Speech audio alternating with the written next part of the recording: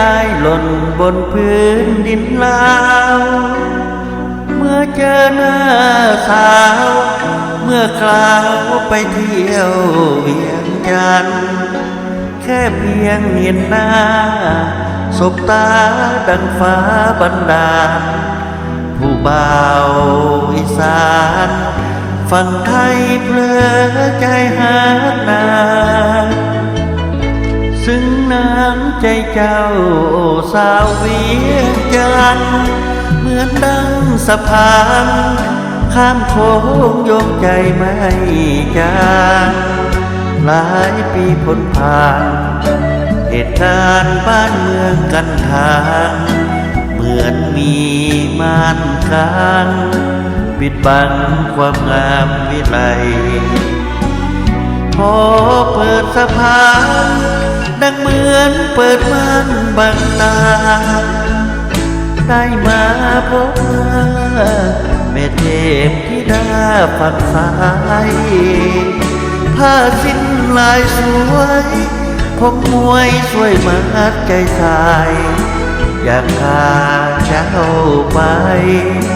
ปเป็นสะพ้ายไทยแลนด์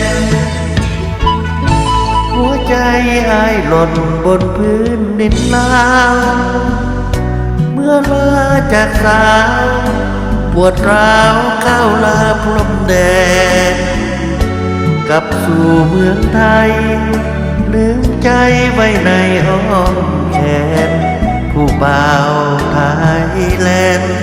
ขอเป็นแฟนผู้สาวเวียงจันทร์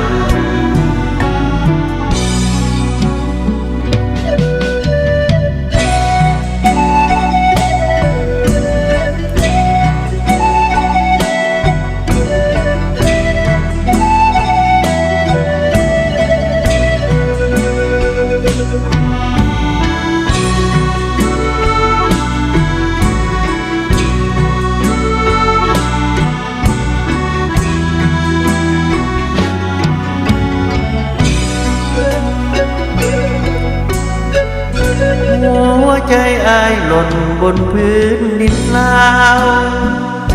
เมื่อลาจากสาวปวดร้าวก้าวลาพรมแดนกลับสู่เมืองไทยลืมใจไว้ในอ้อมแขนผู้บ่าวไทยแลนด์